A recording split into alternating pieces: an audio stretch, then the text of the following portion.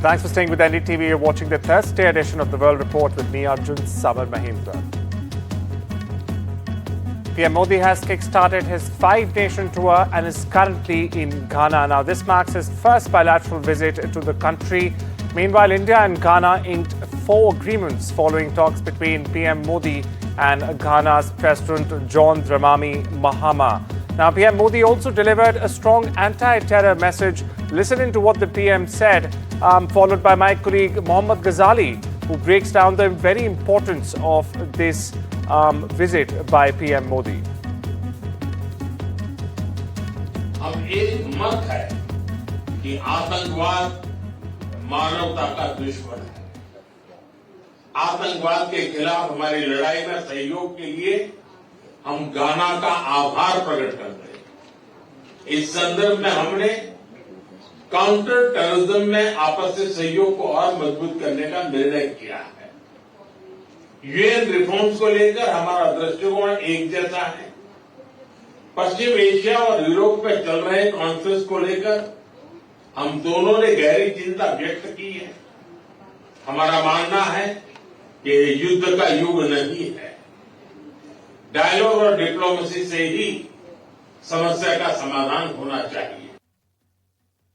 All these foreign visits, most of these countries are such where no Indian Prime Minister in the past has made a visit. And in Ghana, in the last 3 decades, no other Indian Prime Minister has ever paid a visit. This particular visit is significant considering the fact that Indian Prime Minister has announced that how India and Ghana will have deeper ties when it comes to trade and also in new sort of sectors like energy sector, critical minerals. And also, Prime Minister also sent out a message from the African region that how terrorism is something which every nation should oppose, while he went on to claim that this is not an era of war. So whether it was the issue of conflict in Middle East and Europe, as well as the issue of terror, Prime Minister sending out a tough message from the African region. It is still that Prime Minister spoke about. It is to counter the Chinese influence in the region, and that is why this visit is very significant. At a time when PM Modi sent out a strong message against terror in Ghana, Foreign Minister Jaishankar gave out a similar message in the US. Now, he said that all countries need to, in fact, speak in one voice against terrorism. Now, this comes as he met with FBI Chief Kash Patel and US Director of National Intelligence Tulsi Gabbard. Listen in. It is a fact that countries, often countries do not take a position when some other country is a victim of terrorism, which they would do when they themselves are. We have, in that respect, honestly been much more consistent and principled. That we have, when terrorist incidents, attacks happen elsewhere, outside India, we have largely followed the same position that we have taken when they have happened in India.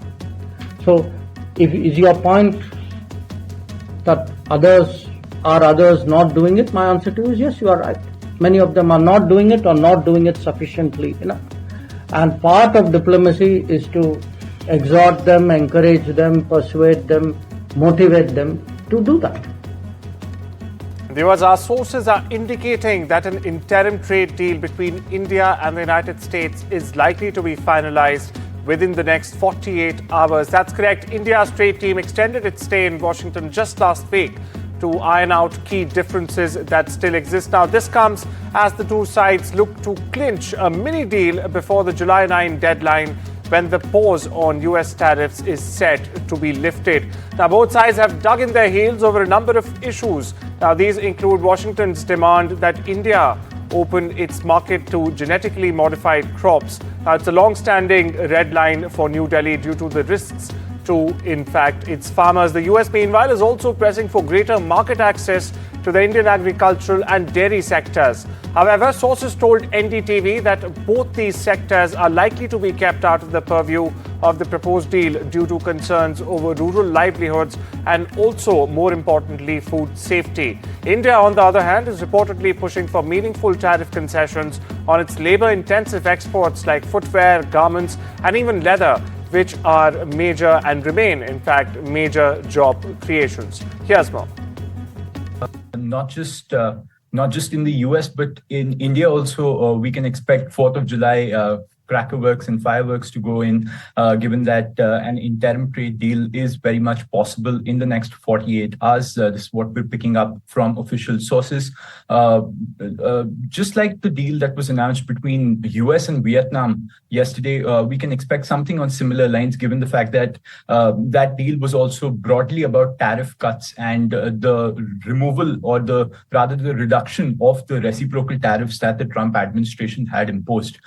So that is something that we can expect from this mini or interim trade deal that is about to come. What we can also expect is that there will probably be no mention of agri or dairy produce, something that has been a major red line for India so far. That is not something that will probably feature in this interim trade deal that will come out in the next 48 hours ahead of this July 9 tariff pause deadline that we've seen coming. What we're also not expecting is that sectoral tariffs on steel, auto components, as well as aluminium, will also probably remain untouched, because that has also been the scene in this US-Vietnam trade deal that came out late last night. So that is what we've been hearing from Trump. There has been repeatedly bullish, positive commentary. The Indian team is also in Washington for negotiations still, and we're hopeful for a deal in the next 48 hours.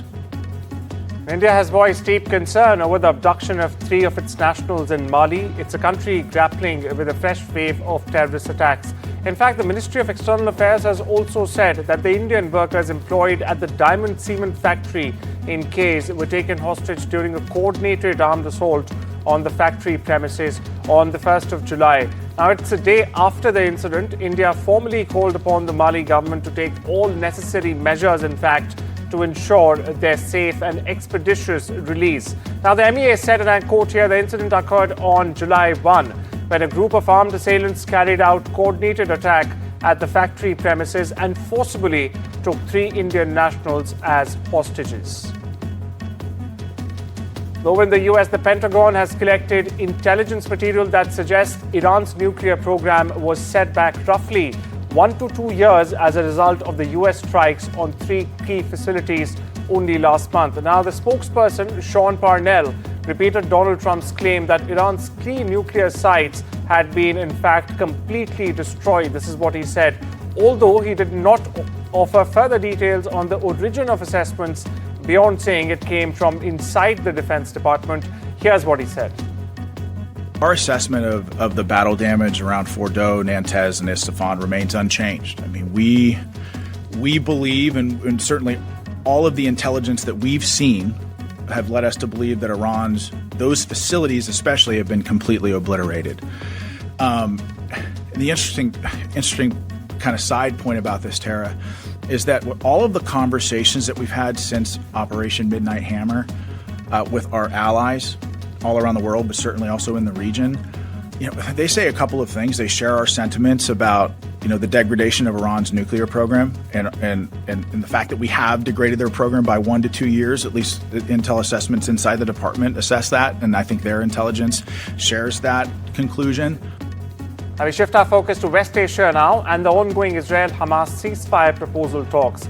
Now, latest Western media reports, viewers indicate that Hamas won't hold hostage handover ceremonies during Gaza ceasefire as part of the hostage release and Gaza ceasefire deal being negotiated. Hamas has in fact said it would not hold public ceremonies while freeing captives, as we've seen multiple times in the past the terror group doing till now. Now, reports also note that the proposal being discussed would see the return of 10 living hostages and the remains of 18 captives to Israel, while Hamas releasing them on 5 separate occasions over the 60-day proposed truce.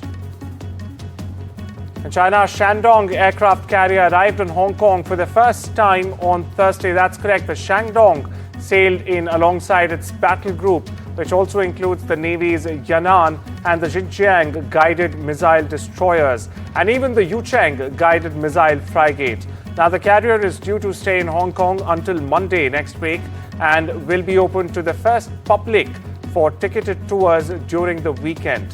The Shandong, for perspective, is one of the Chinese Navy's 3 aircraft carriers. Viewers, last month itself, it saw the first time Two of the ships had operated together, in fact, in the Indo-Pacific. Meanwhile, authorities say 7 people are missing following an explosion at a fireworks warehouse in rural Northern California that in fact also caused a massive fire, as you see on your screens right there. Now, the California Department of Forestry and Fire Protection says that the emergency crews and investigators are working with the property's owners and monitoring the area using drones to find out the individuals and their whereabouts. Meanwhile, it's not immediately clear if those missing worked at the warehouse or lived nearby the premises where the massive explosion in fact took place. Now, people were urged to avoid the area for several days following the blast, which also set off a barrage of fireworks and caused a huge blaze that led to other spot fires and collapsed the building in the farming community northwest of Sacramento.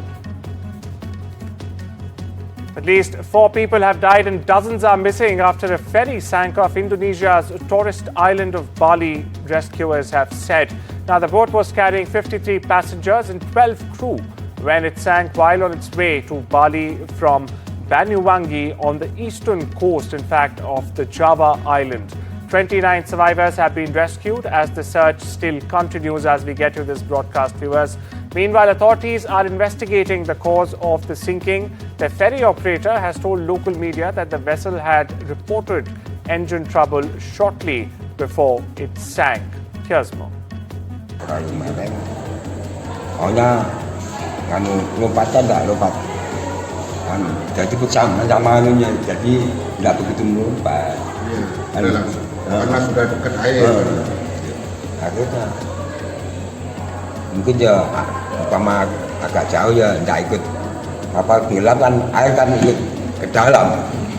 Ya mungkin dalamnya aja 7 meter saya buka kenangan itu. Kenangnya naik. Saya ketemu kawan berdua gitu. Jadi saya gabung. Terus ketemu lagi satu ya gabung. Jadi 4 orang 4 pelampung, cuma pelampung gini 4 orang. Jadi sampai pagi tadi 4 orang cuma yang 1 meninggal. Jadi berempat itu. Nah, jadi yang 1 meninggal, yang 3 sehat. A small skydiving plane went off the end of a runway at an airport in southern New Jersey and crashed in a wooded area with at least 15 people on board on Wednesday evening. All 15 people on board the aircraft were taken to hospital following the crash, after the crash, which took place at the Cross Keys Airport. It's situated 34 kilometers southeast of Philadelphia. Meanwhile, the FAA said that the incident is under investigation. Aerial footage, meanwhile, of the crash site showed the plane damaged into several pieces of debris in a wooded area. Moreover, fire trucks and emergency vehicles surrounded the crash site, as you see on your screens right now. Shifting focus to India, where just a day after the Dalai Lama's subtle snub to China, in which he revealed that his institution will continue and that only his trust holds the authority to choose his successor, Minority Affairs Minister Kiren Rijiju is set to visit Dharamsala tomorrow. Officials have clarified that the minister's visit is purely religious in nature and holds no political agenda whatsoever. Meanwhile, India has echoed the Dalai Lama's assertion regarding the succession process. Minister Rijiju stated, and I'm quoting him here, "No one else has the right to decide on the Dalai Lama's successor. Only the Dalai Lama himself can do that, and his followers around the world believe this deeply." As time is limited to a short break, I'll see you on the other side.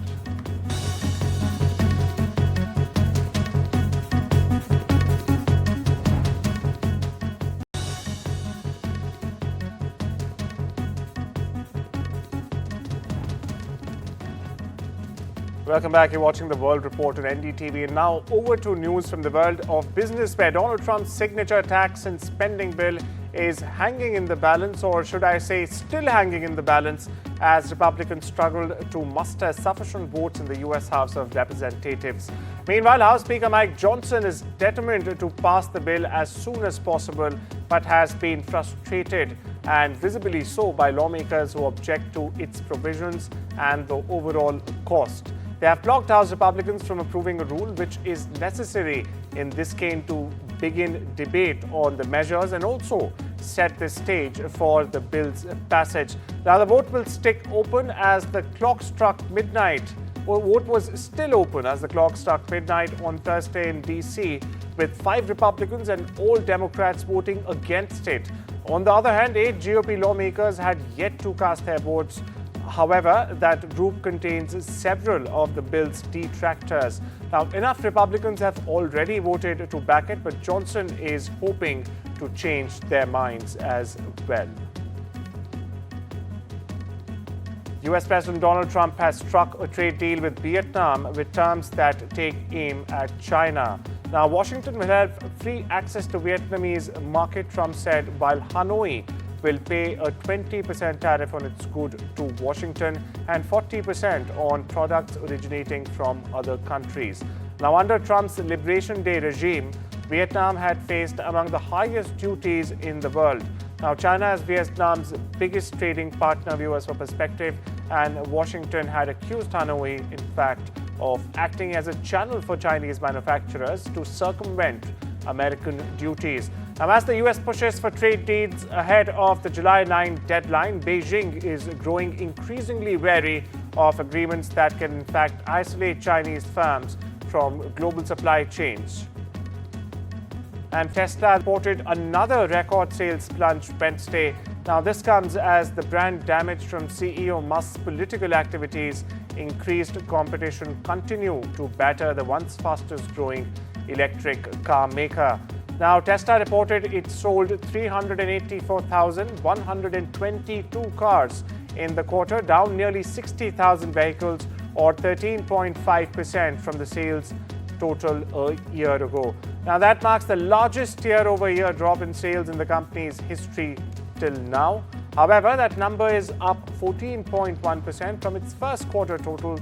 Despite the sales drop, shares of Tesla opened up nearly 4% in the green Wednesday trading, even though this report preceded the opening of the stock market.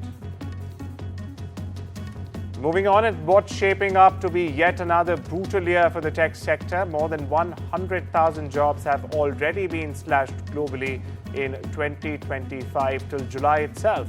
Now, leading technology companies like Intel, Meta, and even Google are continuing to trim their workforce as they grapple with economic pressures, restructuring efforts, and even shifting priorities in the AI era. Meanwhile, Microsoft is the latest to announce a fresh round of layoffs, with 9,100 employees set to lose their jobs, primarily in the Xbox and gaming units. News from the world of sports, where Indian captain Shubman Gill slammed a magnificent century on day one of the second test against England at Birmingham. India ended at 310 for 5 after 85 overs at stumps, with Gill unbeaten on a century. Now, viewers, remember, this makes Gill only the 4th Indian Test captain ever to hit centuries in his first 2 tests as captain, joining an elite list of Virat Kohli and the likes of Sunil Gavaskar as well. Meanwhile, Yashasvi Jaiswal also slammed an impressive 87, however, narrowly missing out on his 100. Here's more. Shubman Gill was magical. Let's be very clear and very honest. At 211 for 5, India was staring down the barrel. The vice captain had gotten out playing a reckless shot. Nitish Kumar Reddy, wrong error in judgment. You've seen what happened at Leeds. India could have folded up for 250, 260. Game was all England. At that point in time, braving cramps, despite having a back problem, the captain held firm. And at the end of the day, it's an even Stevens day. India will now say we can get to 400. Shubman Gill is still out there. Absolutely magical 100 from Shubman Gill. Sachin at 25 got 40 international hundreds. Virat got 26 and Shubman has 16. And now back-to-back hundreds as a test batter. He's pushed himself right up there in the echelons of Indian cricket. The next naval officer, Gauri Mishra, has in fact won 2 golds and a silver at the World Masters track cycling in Taiwan. Now, Mishra began cycling only in 2019. Gauri is now promoting, in fact, a Pedal for Planet with his son Rian, who happens to be another cycling champion as well. Here's a special report. Gauri Mishra, a former naval officer, has won 2 gold medals and 1 silver medal in track cycling in the World Masters Games 2025 in Taiwan. How special are these 2 gold medals and 1 silver medal for you? I picked up track cycling at the age of 40 when most of the people they plan to leave track cycling. I picked up track cycling, and competing on a world stage is very difficult, because we are competing with all the masters athletes who were once Olympians and medal holders at international platform. So competing with them, learning with them, and being with them is itself a great feeling. And let me tell you, I feel so special that I could win 2 gold and 1 silver medal in track cycling. How did your naval career shape this passion? Indian Navy defense is all about discipline, and being served in Indian Navy for around 2 decades gave me that kind of perseverance and discipline. I'm very thankful to services that they gave me that kind of discipline. This sports also demand discipline, hard work and practice, lot of practice. Out of then, if you have all these, then comes the mental strength also. Ma'am, your son Ryan is also a cycling champion. So is there a mom-son race? Ryan was 6 years old when he made his first world record. And we have a mission. We pedal for planet. We want to reduce carbon footprint and encourage children, women to take up fitness. So then Ryan picked up track cycling. I also picked up track cycling because I wanted him to learn. Signing off with Suresh, Gopika for NDTV. Now, the mixed verdict in Sean Combs being found not guilty of the biggest charge, racketeering conspiracy, not guilty of sex trafficking of Cassandra Ventura or the sex trafficking of Jane, and guilty of both the transportation and engaging in prostitution related to Cassandra Ventura and the transportation to engage in prostitution related to Jane. The verdict was delivered on Wednesday morning after 13 hours across 3 days of deliberation by a jury comprised of 8 men and 4 women. Now, after the verdict came down, Combs knelt down in front of his chair and appeared to pray. He then faced the gallery and clapped, which led to the gallery responding with claps and cheers. Deepika Padukone will be getting her own star on the Hollywood Walk of Fame soon. She has etched her name in history by becoming the first Indian actress to be honored with a star on the popular sidewalk in Los Angeles. Well, that's all we have for you this Thursday. Take care and have a wonderful day.